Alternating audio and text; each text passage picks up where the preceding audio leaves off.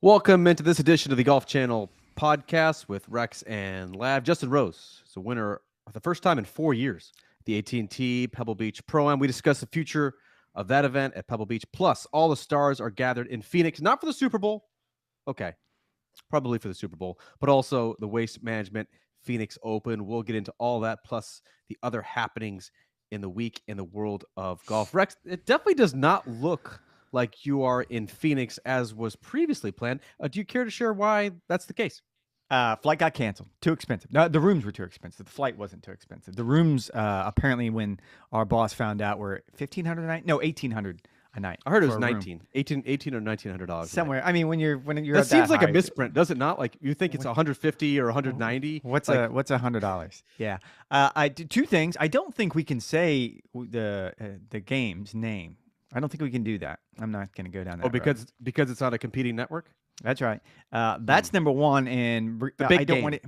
The big game, I think, is what we have to call it. And I'm more interested in your big round today at TPC Sawgrass. Before you start and do the whole caddy thing, just give me the number and then walk backwards from there. So there is not an official number. Also, shout out Stuart Moore of the PGA Tour communication staff. I always get the invite to Players Championship Media Day as a resident of Nocatee. I am technically a local media member, and so we played a 4-man shamble today. I had to actually look up what a shamble was. That's where everyone I like a shamble. hits their tee shot. Love a good shamble. Plays the best one, and then from there you're on your own. To me, Rex, that's like the absolute perfect format for my particular game. I've been stricken with the driver yips. I'm not afraid to say it over the past several years, and so standing on some of these tee boxes at TPC Sawgrass, one of the most claustrophobic, one of the most mind-bending golf courses that's ever been designed. Knowing that there's one already in play, or knowing that I just need to like smooth through it out there was actually swing hard. Was actually just enlightening for me. Like it was a great experience. Had a great day. Actually played better than expected, and I'm not ready to say I've cured the driver yips, but they were certainly sidelined for at least one afternoon. Given your distaste, let's call it, for certain holes, I would say 10 is probably high on your list at TPC Sawgrass, because you stand on that tee at 10, and I don't know about you, but all I see is trouble. I see woods and bunkers on the left. I see water and out of bounds on the right, and more woods. Like I'm still not 100% sure there's a fairway there. So we played from the white tees. I would actually not recommend it. It's a little too close.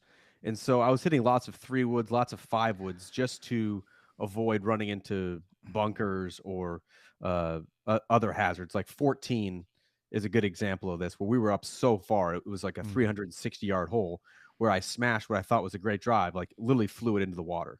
What was the number from the white tees? Like why did it seem so? Casey Wittenberg pond. That's the one that I flew it into. The number, like for the, I mean, it was probably 6,200 yards. Like it was too short. Like we needed to play the blue tees just to get the full Pete Dye experience. I'm not complaining. Sounds like a really masculine flex. No, that's what it feels like. I mean, 6,000 yards is pretty short. That's not a tough guy. I don't think that's not flexing. That's not being too tough. That's just reality. Pete, the reality. That's the guy with the driver yips. Okay. I mean, I still hit it 275. I just don't know where exactly it is going. But no, we had a great day. Obviously, pace of play was of the paramount importance when you're charging $700 a round and you have local media schlubs out there taking up some of the tee times. So very appreciative of the tour for having us out there. It was a great day. And like I said, 17, the most important takeaway. Oh, just a routine 2-putt par. Routine 2-putt. No one cares about that. Like, what'd you hit? I hit it off the tee. So it was like a 110-yard shot. Hit a gap wedge, flew it into the ridge, spun it back down to the front. It was on the Sunday hole location, so a couple paces from the right. The pins today were outrageous. They were outrageously difficult. It was shocking. I thought they would have. Are you saying the superintendent hates the local media? Is that what you're saying? The superintendent hates the local media. Difficult. I mean, if I was paying $700 a round to see some of the hole locations they had today, absolutely outrageous, but a lot of fun. No, this segues perfectly into where I wanted to go from here, because I figure we can start with Pebble Beach. And I have to say, I'm watching on Saturday, and I'm captivated by the weather. I mean, it was nasty. It was terrible out there. And I don't know if you watched this live or if you have seen it on the interweb. I'm sure you have. Your boy Jordan Spieth on number 7. Did you see? 113 yards. Did you see it? Yeah, you hit like a 7 or 8 iron. That was a thing of beauty. That was golf porn. Like I watched that. I kept rewinding it and showing it to my son. I'm like, watch, 113 yard 7 iron, punch 7 iron from Jordan Spieth. Loved it. Every minute of it. And that's been the cliche for what the past dozen years is that boy those Texas guys know how to play when the wind gets difficult. But here's Zalatoris, Scotty, Spieth, Bo Hossler, whoever else is coming through the Dallas Metroplex. Like those guys, they grew up playing it, and sure enough, Jordan But the Spieth beauty of absolutely the loves hole to play too. golf. I'll give it credit. Like no one wants to play in that. If you're going to go play Pebble, you want to play it like today. That Justin Rose won in perfect conditions and it was beautiful. And Jim Nance did the poetry thing all day long during the telecast. But that's I think what makes Pebble Beach so special. That you end up with a pro hitting a 113 yard 7 iron. I just think it's one of the brilliant places on earth from an architectural standpoint. I've had this argument with numerous golf writers over time, simply because that's what we do. That if you dug up Pebble Beach and dumped it in the middle of Texas, you wouldn't be able to charge $10 as a muni. I disagree. I think it's a really well-designed golf course for where it's at. I mean, and then you factor in the views and the majesty and the beauty. That just makes it that much more special. But I think it's a very good golf course. I think it's a very good golf course. Is it potentially overrated? Is it worth the amount that they're charging? Look, I No. think as an actual 18-hole golf course, there's probably 6 or 7 forgettable holes. However, the ones that are spectacular are like worth the price of admission alone. Just being able to hit the tee shot on 7, being able to hit the approach on 8, being able to play 9 and Tee shot 10. on 18. 18. I mean, those are absolutely worth the price of admission. Now, are there some forgettable holes that kind of bleed into the rest of your day? One, two, absolutely. Yeah, like there's definitely a forgettable stretch, but it's always a memorable tournament, which is where I wanted to go with this, and it's something I wrote for Monday Scramble that you guys can find on golfchannel.com right now. The PGA Tour, the PGA Tour has an amazing asset at its disposal. It is Pebble Beach. Pebble Beach is their amazing asset. It's one of the most high-profile, most sought-after, most bucket list destination golf courses on the planet, and yet it's being reduced to what I would call a sea-level field this year. You had just 7 top 50 players in the world. The leaderboard, certainly the final leaderboard, was definitely eclectic. And Jordan Spieth posited this at the beginning of the week. And Rex, I'm curious your thoughts. I'd love to see Pebble Beach not just get elevated, but I'd love to see, at least if it is elevated, I'd love to see like a 70-man, 72-hole tournament at Pebble Beach. Because what you would essentially have is a U.S. Open in February at Pebble Beach. And I know you say, well, that's part of the USGA U.S. Open rotation. This thing's not coming back to the Pebble Beach. The U.S. Open's not coming back to Pebble Beach until 2027. Mm-hmm. And so I don't think we can get enough of having the best players in the world. I mean, 3 years, 4 years at this point. I don't think you can get enough of having the best players in the world on one of the world's most iconic golf courses. They should be doing everything in their power, if you're the PGA Tour, to beef up this event and make sure it's the best it can be.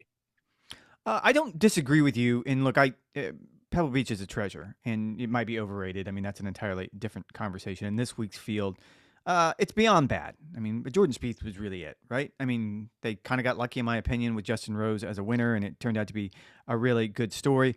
All of that being said, it was just a preamble to where I wanted to go with this, because 2 sources have told me that there's going to be fewer designated events next year, not more. It looks like there's going to be fewer. And the conversation... I thought the whole point was to get the best players in the world together more often.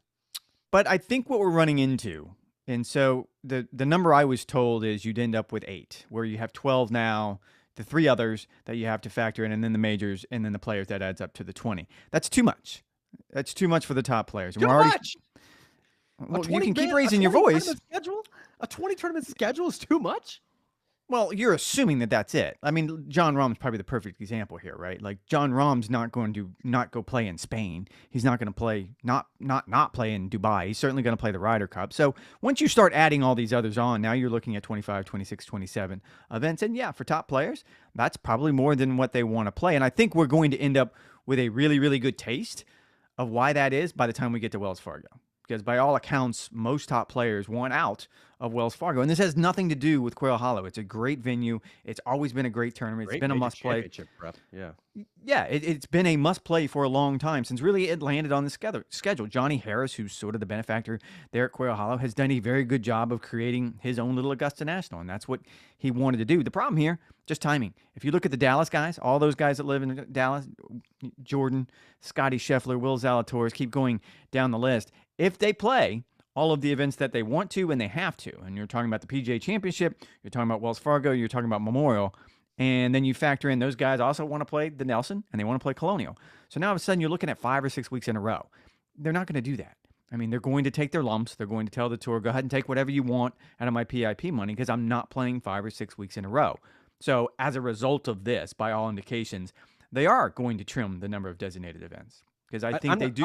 I'm not disputing your sources. I'm just saying from a discussion standpoint, that seems that runs counter to exactly what the PGA Tour is trying to roll out with these designated tournaments. The whole point of them, and we're seeing it this week, the WM Phoenix Open, they want to have the best players in the world playing together more often.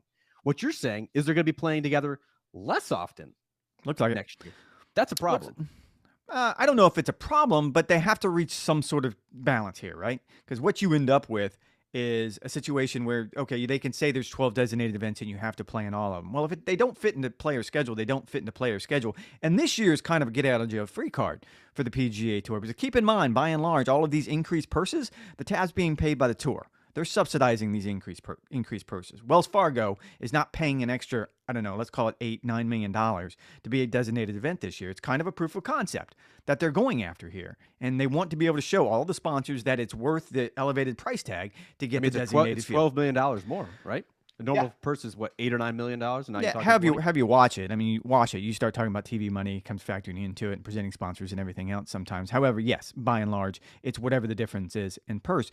So next year, let's extrapolate this forward. You end up with the exact same situation on the schedule without major changes, and you end up with Wells Fargo being without, I don't know, let's say 8 of the 20 players that are designated, the PIP guys. Wells Fargo is not going to be happy with that. And you cannot have a sponsor who's ponying up an extra however many dollars, millions of dollars, be unhappy with the product. So they're going to have to find some way to balance this. And by all indications, that means fewer designated events spread out a little bit more on the schedule. You're still going to have the designated events. They're probably going to rotate. To your point, I could see a scenario where Scottsdale and Pebble rotate back and forth. Maybe even you put Torrey Pines in there. You make it a 3-year rotation where every third year you end up with a designated field. My guess, the players would like that, and the sponsors would probably like that. Yeah, I think it's a natural progression that you'd have Farmers, Phoenix, and Pebble Beach on some sort of 3-year cycle. I think the point we got sidetracked, and I certainly want to circle back to this event topic, is if you have Pebble Beach at your disposal, you have to do everything in your power. Like this year's field, 7 of the top 50, it was, I think, indisputable that the best tournament field of the week, regardless of what the official World Golf Ranking said, was at the Saudi International, which is an Asian Tour event. It was won by Abe Answer. Cameron Young, the reigning rookie of the year, was in the mix throughout. It was basically a live preseason event. Like, that was a good field. And this has kind of been the risk that we talked about, where the top of the professional game is being fractured by this PGA Tour and Live Golf Rift, where both products are weakened by the fact that they aren't working together, where the PGA Tour has their own guys and you had 7 top 50 players. They put all their eggs in their basket, so to speak, this week at the Phoenix Open, where you have 22 of the top 25 players, all but one of them eligible for this event. Will Zalatoris is taking it off. But last week in the Asian Tour, had a better feel with the Live guys. Like, it's messy. It's not great for either product that you don't have the best players in the world competing more often. But if you can have Pebble Beach, which I think the point, Rex, that I tried to make in Monday Scramble on golfchannel.com is it's going to be a really hard sell to make this a designated event for the top players. Not just the fact that you have amateur tag longs. They don't particularly like that. Right now you have 6 hour, you have 6 hour pace of play. You have bumpy greens that a lot of players don't like to putt on Poana. If you have, a lot of guys like to play Phoenix. A lot of guys still like to play Torrey. A lot of guys obviously are going to be playing Riviera and Genesis Invitational next week. Like, it's not a great time in the schedule. But AT&T also sponsors 2 events on the PGA Tour. They've been a long-time sponsor. They have a relationship with the Masters. You have to make it work that Pebble Beach is a showcase event. It's a premier event. I don't know how you do it. It's really messy. But I think you have to elevate it for 2024 and see what you can do. I don't disagree with your premise. On the list of problems, Jay Monahan's got 100 problems. Guess where that one falls? I mean, it's pretty far down the list. I mean, if we're going to do the rap song here, because I see what you're saying. I mean, I had a tour official tell me a couple weeks ago that what they're trying to do with the schedule starting next year is like trying to build a plane while it's in the air. And for all of the issues that they got going on right now, yes, I'm sure everyone in Ponte Vedra wishes they had a better field at Pebble Beach, which, as you pointed out, it's a national treasure. However, I'm not quite sure there's a really, really easy fix considering the other things they need to shore up in the short term. I'm jotting down. I'm not sure if you guys can catch this on camera. I've been jotting down what I think could possibly be 8 designated events, and I can give them to you. I get it. But I feel like it's missing. So Kapalua, it's easy. Has to be. It's easy to take the events off. So it's easy to get rid of the 4 events than it is to figure out who the 8 are. So yes, you can easily get rid of Travelers. You can get rid of Heritage. You can get rid of Quail Hollow if you really wanted to, and then you can. It's just bad timing. Phoenix. You get rid of Phoenix. You do not need to have that an elevated event. All the top players were already turning up. They love the Phoenix vibe. They love the golf course. They love the time of year. But you can go back to back with Riviera. It just works. I don't think you need to make that a designated event. So there you go. There's the 4 right there. And I would disagree with you. I'm not sure Maui is untouchable. I mean, Maui was pretty good before this year. Before it became I feel like you have to make that like why? It's the kickoff event for the PGA Tour season. You just can't have like it's PGA Tour's opening day. Like you have to make it a big deal. But you don't have to. No, I disagree. 100%. Because guys are going to go play it, number one, because it's Maui. Number two, you're getting to play it as a treat. Long before it became a designated event, this was a reward for winning on the PGA Tour. This is part of what you got the guys look forward to. You know, you got to go to the Masters. You probably qualified for the playoffs automatically. You got a 2-year exemption. And, you get to go to Maui. So I think you could take Maui off for no other reason than the field's probably not going to take a huge hit one way or the other. So then we got Riviera. We got Bay Hill. We got the Players. I would keep Scottsdale in the mix. I think Scottsdale either becomes one of a rotation or standalone.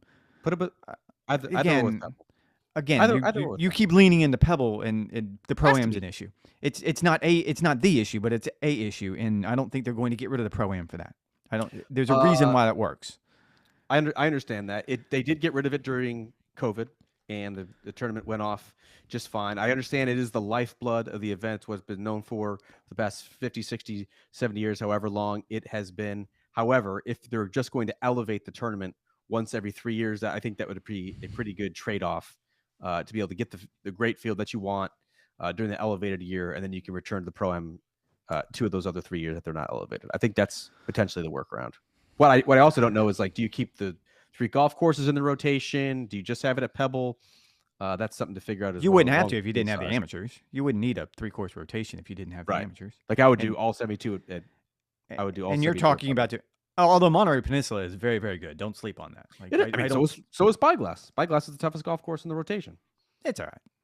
That's all right. You don't go to Monterey to play Spyglass. I mean, if you can play Monterey Peninsula, you're going to play Monterey Peninsula. But you're trying to find a solution to a problem that the tour is probably not all that concerned with. Like, I mean, there are so many other things. This is Pebble Beach, and you're getting 7 of the top 15 players in the world. Like, that's inexcusable. We still watched. I still sat here and talked about a 7-iron. I still talked about a 7-iron in the 7th hole by Jordan Spieth on Saturday when it was pouring down sideways and nasty and windy. I still watched this morning because, as Jim Nantz painted the beautiful picture, it's Pebble Beach. Like, I feel like you're leaning into something that you don't have to. That, yes, I understand where you're coming from, and it would be nice if you did 70 players, designated event, played only at Pebble Beach, and let's say we get perfect weather all 4 days. Those things don't happen. Yeah, but I don't want perfect weather at Pebble Beach. Like I want what you're going to get in February, where sometimes it's going to be 70 and sunny, and other times it's going to be sleeting and hailing and whatever else that you saw this week on the Monterey Peninsula. Real quick before we transition to Justin Rose, what did you think of the technology that CBS rolled out on Sunday evening on the par 3s? I believe it was on the 5th hole, where they showed where the ball was going to land when it was in the air. I thought it's cool technology. It's amazing that they can kind of crunch that TrackMan data and accurately predict where the ball is going to end up. absolutely hated it on the telecast. I do not want to see where the ball is going to end up, especially on a par 3 shot. Like, that's part of the mystery. Like, you don't know, is it long, short, is it left or right? Like, come on. It's the ultimate spoiler alert for you, isn't it? It is. It is. Can you imagine, Rex, if they tried that out on the 12th hole at Augusta National? Like, they wouldn't do that. Yeah, why no, not? They have the technology at their disposal. I wasn't as bothered by it as you clearly were, but now that you mention it, yeah, it is kind of the ultimate spoiler alert. Spoiler, no, I kind of want to be surprised. Yeah, I like to see the pose and try to read the body language. And is it a good shot? Is it a bad shot? Probably not the best execution for CBS. I will give them credit though; they are now 2 for 2. Like the Keith Mitchell interview. Now, granted, he didn't end up winning like Max Homa did at Torrey Pines, and it was a little bit different circumstances. Weird hole too to do it on the 3rd hole. Weird hole, but I will give our former colleague Gary Williams actually pointed something out on Twitter, and you and I should know this. It's hard to execute that. Like, okay, get the right player at the right moment, and I feel like they've kind of done that 2 weeks in a row. Like, good for them. But to make the technical stuff work, you and I have stood alone at enough live shots in the dark, freezing to death, wait for them to figure out how to turn the light on. Or, God forbid, if the microphone goes down, or if the earpiece isn't working, or whatever. I mean, there are 8 trillion things that can go wrong when it comes to a telecast. And for them to be able to pull that off, again, back-to-back weeks, again, kind of a work in progress, but total respect. I mean, I think he was the right guy. I like Keith. I think he's an interesting fella, and he made it interesting. But I just don't – I wrote about this on Friday in my Cutline column, that as good as it's been the first 2 weeks, I'm still really reluctant that the rest of the rank and file are going to be like, okay, I don't see John Rahm popping in headphones next week in Scottsdale coming down the stretch if he has a chance to win. I mean, you'd love to see it on 16. Sure. And 17. And 17. What a cool hole. I would think like they're going to pull like a Joel Damon type this week where, you you hope that he's at least on the periphery of contention. He's certainly going to enjoy the back and forth with Nance and Trevor and company. You could see him, riling up the crowd. But did you really want it on 16? I'd much rather have it on 17. I want like Friday on 17. That's such an interesting decision. And you get bad bounces. I don't know if those guys are on delay, like a 2-second delay in case they let something I think they'd slip. have to be. I think they have to, right? Yeah, what if they bone went over the green? Like, they're going to be pissed. Or you get a bad bounce, to your point. And what I would love to see, and look, they got really, really lucky with Max Homa. You got the winner. Like that's kind of hard to manufacture week in and week out. But to your point on Friday, I kind of would like to get someone who's scrambling to make the cut. Like, it can't all be sunshines and smiles sometimes. I mean, sometimes I think if you're going to execute this and it's going to work, you want to see emotion coming from both sides. You want to see, I don't want to hear an F-bomb, because that's only going to lead to a fine and Twitter blowing up. However, if you got a guy that does put in the water on 17 and misses the cut by a stroke, I think that would be fantastic theater. I'm just going through the top 10 in the world ranking right now. I want a quick yes or no answer. Would this player agree to a walk and talk? Oh, this is fun. Walk and talk on either Saturday or Sunday. I think they probably have to do it on Saturday just to be safe. Rory McIlroy. Yes. I say yes, absolutely. Scotty Scheffler, that's a quick yes for me. John Rahm, it would have to be the right setting. It has to be the right hole. He'd have to be in the right mood. He'd have to be at the right. That's it. Like, he'd have to be in the right mood, and there's no guarantee that he could be in the right mood. He could not be in the right mood. We both spent enough time around him. Like, we know how this could play out, and that's a no for me. Just no. Don't even ask. Cameron Smith, don't have to worry about that one. Patrick Cantlay, that's going to be a hard no. Nope. I feel like Xander Schauffele, that should be a yes. Should be, depending on the situation, though. It's not a quick yes. It's a yes, not a quick yes. Yeah, I would agree with that. He wants to boost his profile. Colin Morikawa, that's a yes. For me, Will Zalatoris, that's a yes as well. JT's a tough one, man. He burns so hot. In fact, I think he's been like live mic, No, didn't he say something last year or 2 years ago when this got brought up, pointing out that, look, there's already mics on tee boxes that you can hear enough? I think that was his comment. So no, then I mean, if I'm going to take him at his word, no. Which is too bad, because he has Bones on the back, who obviously, given his stint with us at NBC Sports, was absolutely phenomenal. Matt Fitzpatrick is a yes, and I would actually love to see that. Billy Foster is one of the all-time great caddies. Matt Fitzpatrick, an incredibly thoughtful, detail-oriented guy. What about Danny Willett? How classic would Danny Willett and that nutball caddy of his? Sorry, I didn't mean it that way. You know what I mean. Sorry. That was you. Demean the caddies. Sorry, the outspoken caddy is what I meant to say. Apologies. Let me retract that. Outspoken caddy. How much fun would that be? That's rex.hoggard at nbcuni.com. Feel free to send all of your hate mail. Justin Rose, you did mention, Rex, did win the Pebble Beach event. First victory in more than 4 years. Amazing to think that. 2019 Farmers Insurance Open was his last title. That was the one that sent him to world number one.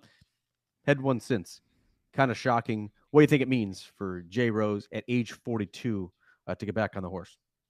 I think it's impressive because you don't want to say you've written anyone off, but he had gotten of that age where you were just, it's hard to imagine someone being able to do what he's been able to do. And look, I've never doubted his work ethic. This is a guy that missed, I don't know, 18 million cuts to start his career, whatever that number is. And so clearly he has approximately, I might be off by a couple, but he has the gumption and the grit, whatever you want to call it, to fight through this. But at 4 years, that had been a long time. And I guess the part that stood out to me, as soon as play got finished, I pulled up the TrackMan data because I was really curious about his putting. He finished 14th in the field in the strokes gained putting. And it's a little misleading because they only have statistics at Pebble Beach. And so you don't get a really incredibly snapshot. Misleading, in fact, yes. Yes, but so you don't get a really, really good indication. However, if you just go to sort of the basics, which is total putts, I mean, in rounds 1 and 2, he had 26 and 25 putts respectively for the round. It's hard to say exactly what that means, but that's pretty good. And so I think when you start talking about as good of a ball striker as Justin Rose is and has always been, even when he stopped working with Foley and then he started working with Foley again and wherever he's at right now in this game, he's always been a pretty decent ball striker. If he can find a way to somehow keep that putting relatively close to where it is right now, I don't think he gets back to number one in the world, but he can certainly sort of come alive during a time of year, during a year when the European side would certainly need him looking ahead to the Ryder Cup.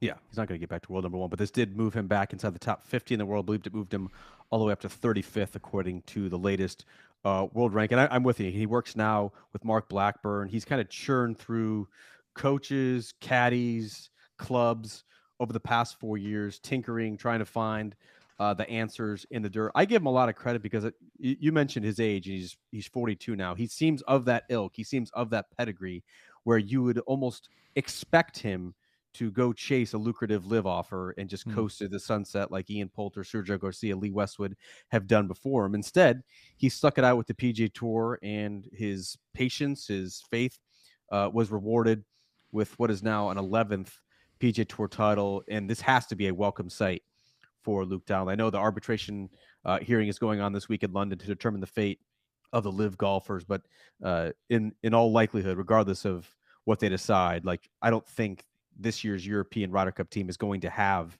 that veteran leadership like we've seen in years past with the Sergios, Westwoods, and Poulters. And so if Luke Donald can lean on a Justin Rose type who's been through the ringer, been in that cauldron and perform incredibly well, I'm sure he'd love to lean on his veteran savvy come a couple months' time in Rome. Well, and that is such an interesting dynamic because the early stages of this, you thought like, oh, Justin Rose is one of these guys. When you start looking, I mean, Lee Westwood made it pretty clear, but you start going down the list of the Ian Poulters and the Richard Blands, and it made it so obvious. And he's never really given a really good reason. I don't think he's ever been pressed as to exactly why he didn't go. But there's something you can't ignore is he's represented by Mark Steinberg of XL Sports, who also represents Tiger Woods and JT.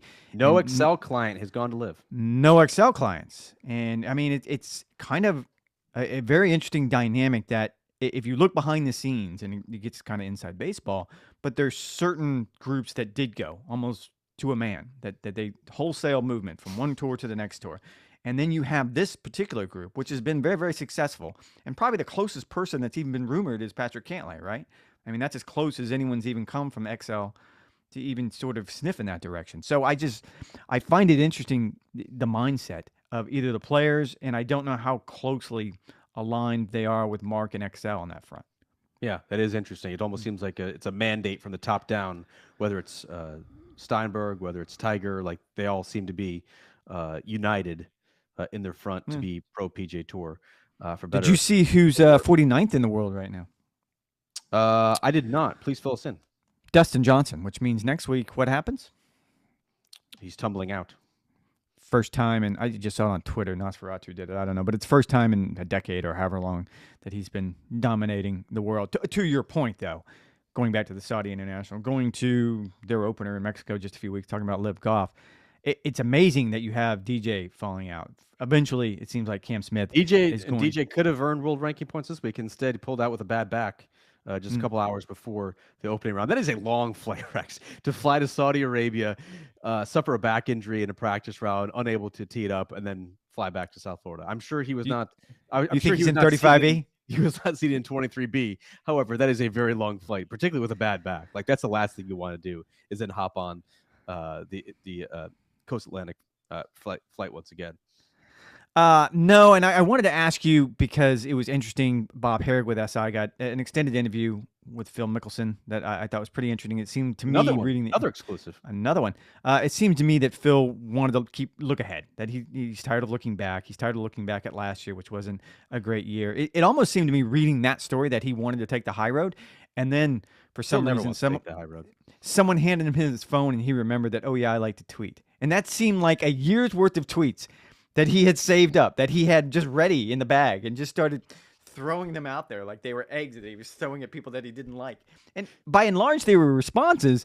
But I'm like, man, that's what happens when you take a knee from social media for a year. When the day you come back is a bad day. It was so funny too. It was in his pre-tournament press conference. It was on like Tuesday or Wednesday ahead of the Saudi International. Phil was like, I have to be more, quote, guarded in what I say, but there's going to be more transparency. I'll be able to be more open and engaging come year end. Nope. Phil hops on Twitter and he said that he'll give Tiger a cart if they play in this PGA Tour Live match, which of course is never an undeserved stray, by the way, an undeserved stray. That was the one that I was kind of like, oh, come on, like that. Now it's too far. Like the dude's dealing with injuries. It was Danny Woodhead, the former NFL running back, who said like this, PGA Tour Live match absolutely has to happen. It would be a ratings bonanza, which it would. My boy Danny Woodhead, of course, yeah, you and U.S. Open sectionals.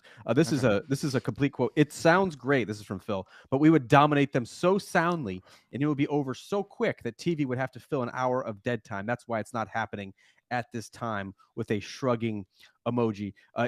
I think everyone thought that the crazy MFers line that Phil Mickelson trotted out last year in the Fire Pit Collective story was the most insane thing he's ever said, the most ludicrous thing he's ever said. Nope. You're saying this is it? It was the fact that he said the Live guys would beat them, quote, so soundly that it would be over with too much dead time to fill. Well, and I forget who popped back with Justin Thomas and Tiger Woods and Jordan Spieth and whoever else who has remained loyal to the PGA Tour. And the response was, they'll have something to say about this. And Phil's response was, they do have plenty to say, which I was like, all right, that one's pretty good. I'll give you that one. Like, we'll have fun with that. Of course, Phil did go quiet. So he had this Twitter flurry, right, for like a 12-hour span. You think someone took his phone? Think someone just wrestled his phone away from him? Give it to me. Stop it. Give it to me. Here's a milkshake. Probably his lawyers. But Phil missed the cut by one in Saudi Arabia. And so he flew all the way back to California. That's got to be what, a 14-hour, 16-hour flight back to California. Not a single tweet over the past 3 days, despite having so much ample time on his hands after missing the cut in Saudi Arabia. Rex, did you have any takeaways from the actual tournament? I was keen to watch Cameron Young, who does not have a win anywhere since back-to-back weeks on the Korn Ferry Tour in 2021 May. That was really the stretch that launched him to get his PGA Tour card. And then, of course, last season, he was the Rookie of the Year on the PGA Tour. It was going to be a very interesting scenario if Cameron Young won that golf tournament. Cameron Young, Lucas Herbert, and a handful of other players received the conflicting event releases to play in Saudi Arabia.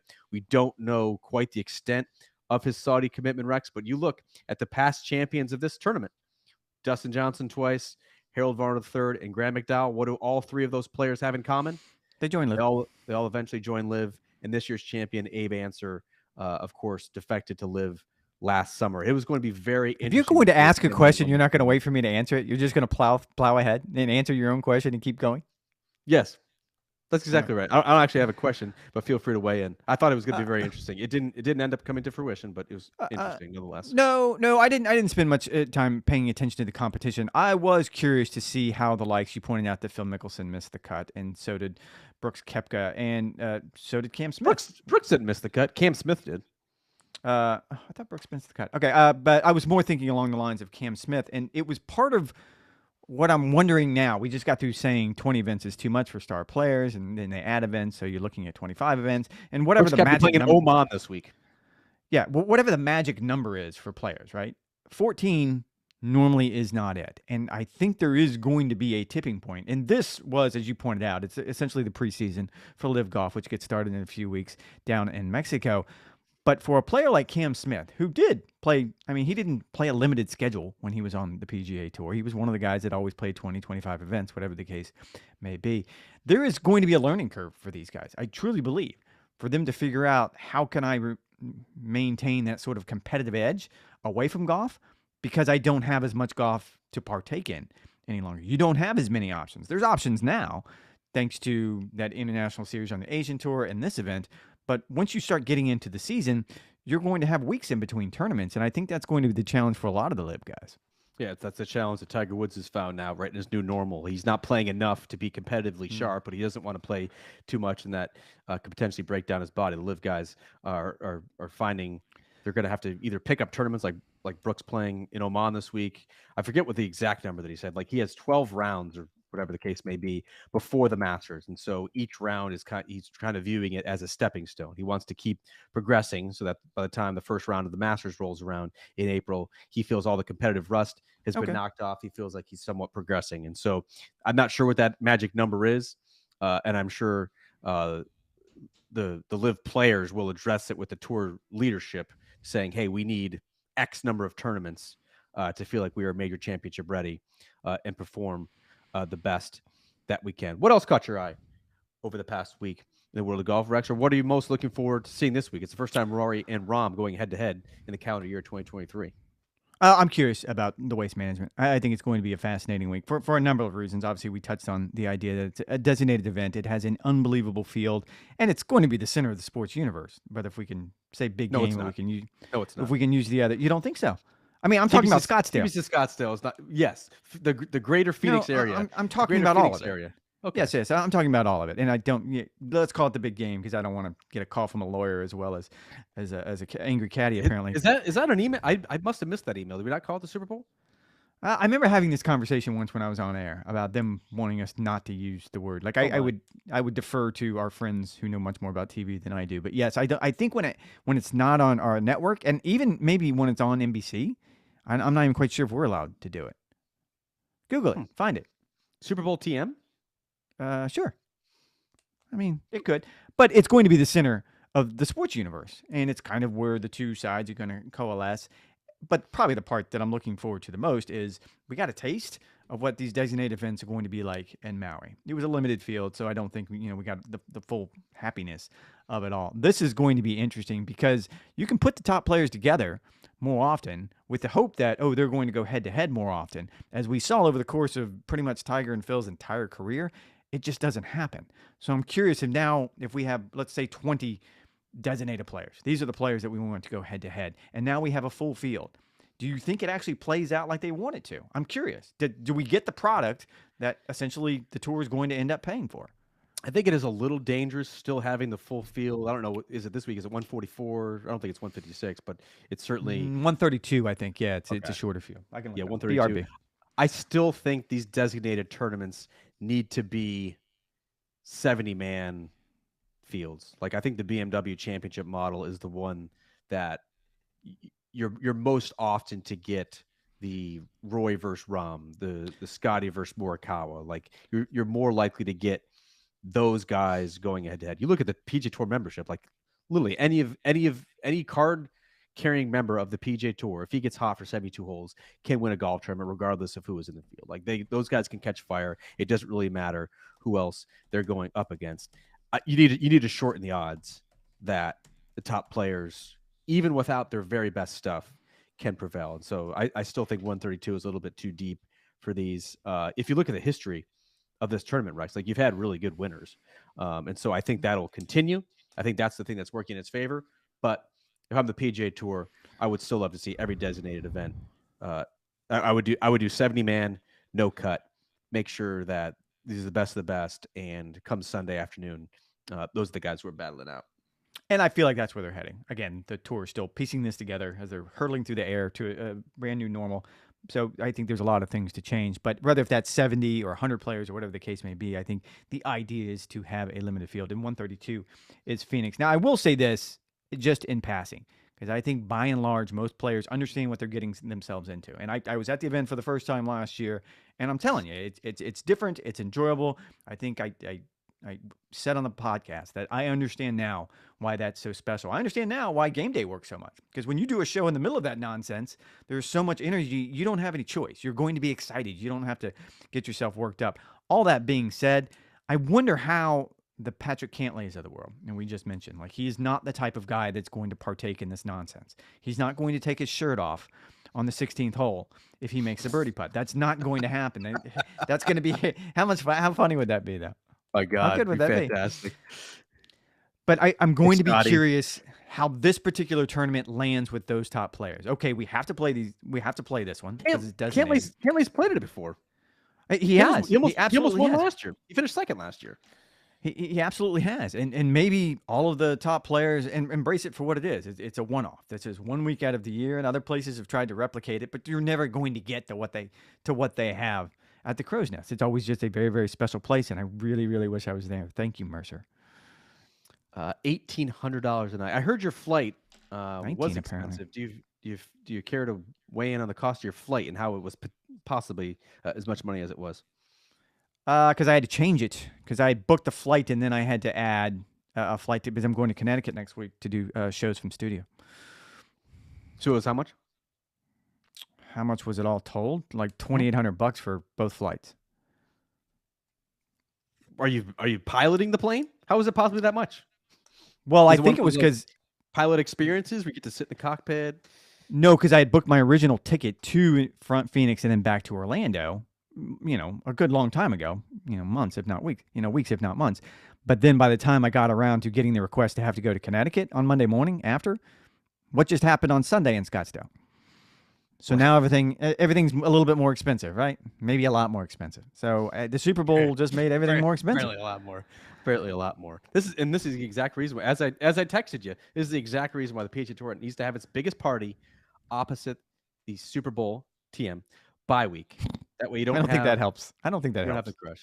I've covered this tournament. I did not have a $1,900 a night hotel, but I was there last year. I didn't. It wasn't $1,900. I mean, the Super Bowl just changes things. It's a week-long celebration now. It's just not Sunday's game. It was like $250 a night. Like, it was totally fine. It's no one's fault. However, it was probably a good move that we didn't blow like 1/8 of our travel budget to cover the Phoenix Open, particularly since no one's going to be reading our content on golfchannel.com or anywhere because of the big Super Bowl TM that is being played on Sunday. No one's going to be on Saturday. No one's going to be on Sunday. You're covered, TM. To read on Monday. Speaking of the Super Bowl TM, what are you throwing down on the grill for the big game, for the Super Bowl TM? I'm not here. I won't be throwing anything on the grill. I'll be sitting in a seat on a Delta flight to. I have to be in Connecticut on Sunday night. Are you missing the big game? Well, I'm taking an earlier flight, so I will have landed in White Plains, but no, there will be no grilling for me, sadly. Look at the. So you'll be sitting in the residence in Stamford, Connecticut. Very nice residence, and that's right. It is a very nice residence. There's an Italian place downstairs with a bar, and I'm sure that I'll be sitting down there. Hopefully, the analyst for the week will be Johnson Wagner, because he and I had a little tradition going last time I was up there, so we can watch the big game together. Big game TM.